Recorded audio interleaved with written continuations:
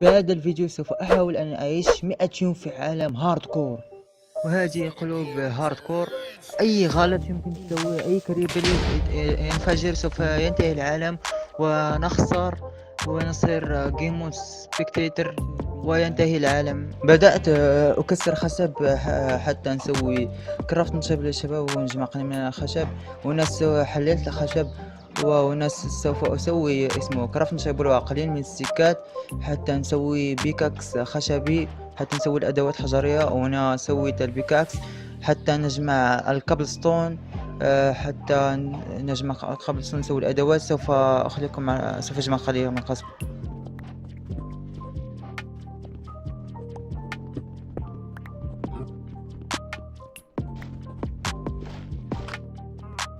من بعد بدأت أسوي الأدوات. سويت هنا السيف، وهنا اسمه بيكاكس وأكس حتى نكسر الخشب ونجمع قليل من الأيرون. وهنا بدأت أقتل في الحيوانات حتى أجمع قليل من الأكل.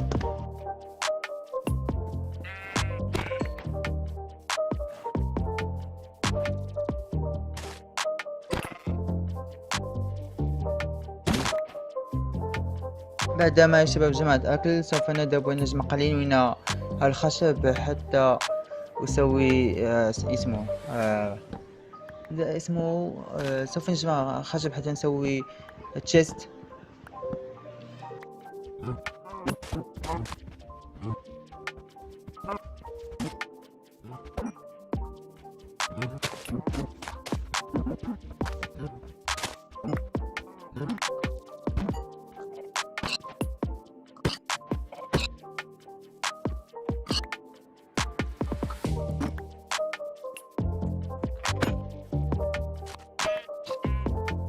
الآن سويت فرن حتى نطبخ الأكل، وهنا حتى هنا سويت الخشب حتى يعطيني قليل من الفحم. وهنا سوف أصنع اسمه تشيست حتى نحط فيه الأغراض هنا.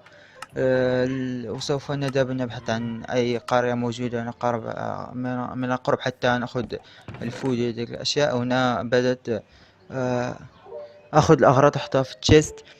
وهنا بدأت سميته اسمه سوي بيد سرير حتى ننام. وهنا يطبخ الأكل. وهنا اسمه سوف نذهب ونبحث عن نبحث عن أي كهف قريب هنا يا شباب حتى نذهب ونحجر أدوات. وهنا نأكل يا شباب. نحن نلعب في هارد كور يا شباب. والآن شباب سوف نذهب ونبحث عن أي قرية أم كهف موجود هنا حتى نسوي فيه، حتى نجد أخذ إحداثيات المنطقة حتى نأخذ المكان حتى نذهب للمكان. وهنا بدأ الأكل يطبخ يا شباب.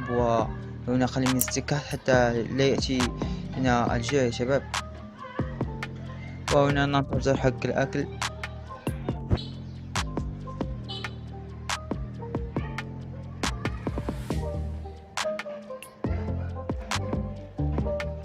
وهنا أتى الليل حتى يعني اليوم الأول.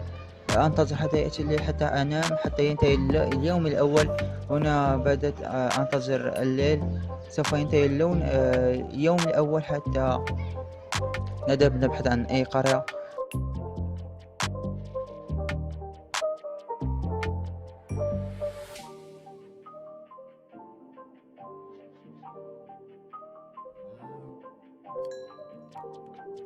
هنا يا شباب نمت وانتهى اليوم الأول. نحن في اليوم الثالث.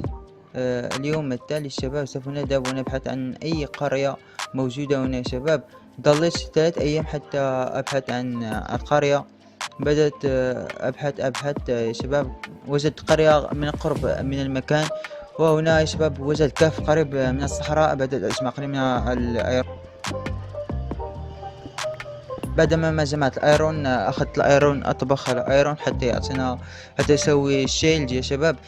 وهنا سوف أسوي الشيلد حتى يحمينا من السكيلتون. وهنا وجدت كريبل موجود في الكهف. بدأت أجمع قليل من الكول والأيرون حتى ينفعنا هذا المواد حتى نسوي سيف أيرون وأكس.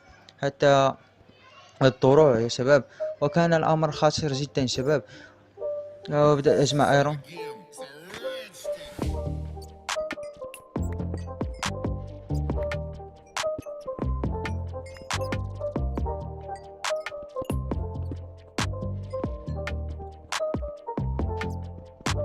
وهنا وجدت معبد الصحراء في الطريق. وسوف وجدت فيه جولدن ابل واحدة وذلك أشياء غير مستفيدة. وهنا سوف ننام. ووجدت المعبد في اليوم الرابع وسوف ننام وينهي اليوم الرابع وندخل إلى اليوم الخامس. الآن نحن في اليوم الخامس، سوف نعود إلى البيت. وهنا وجدت قرية في اليوم السادس في الطريق للرجوع إلى البيت. وجدت قرية قريبة جدا من البيت. وهنا الصندوق وجدت فيه 2 كتب وقليل من الأكل وويت وصبار. وهنا وجدت هذا حق البوابة النادر. سوف نذهب ونرى ايش موجود في الصندوق. وهنا بلوكاد جولد. هنا وجدت في الصندوق 2 سيف و2 اوبسيديون وقليل من ايرون جولد ناجت. وهنا ينتهي اليوم السادس وندخل إلى اليوم السابع. والآن نحن في اليوم السابع وبدأت أجمع قليل من الويت.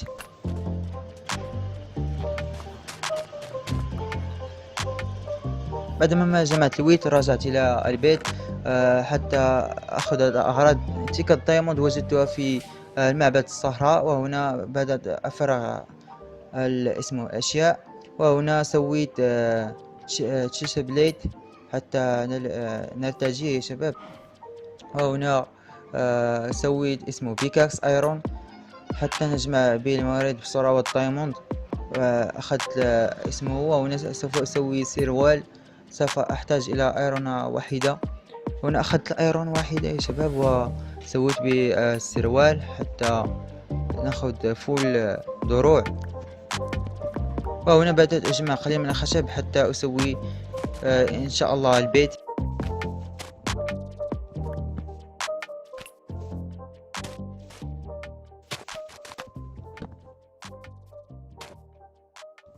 بعدما انتهيت قررت في اليوم 30 قررت أن أذهب إلى كهف وأجمع قليل من الموارد. انظر سوف أخليكم مع الموارد التي جمعتها في الكهف.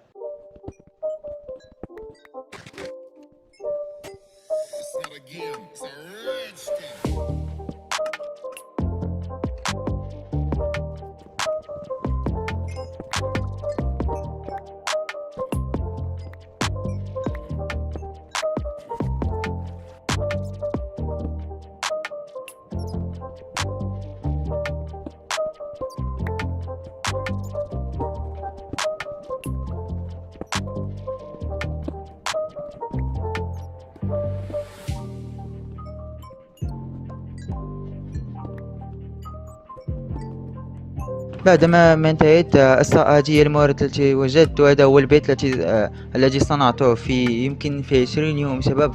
في اليوم 42 هذا هو البيت يا شباب. لقد استغرقت يمكن 20 يوم. وفي الكهف استغرقت 10 أيام أم 12 يوم لا أعرف. وهذا هو البيت بسيط جدا ولكن الموارد تعبتني. هنا يا شباب انظروا إلى البيت قبل أسوي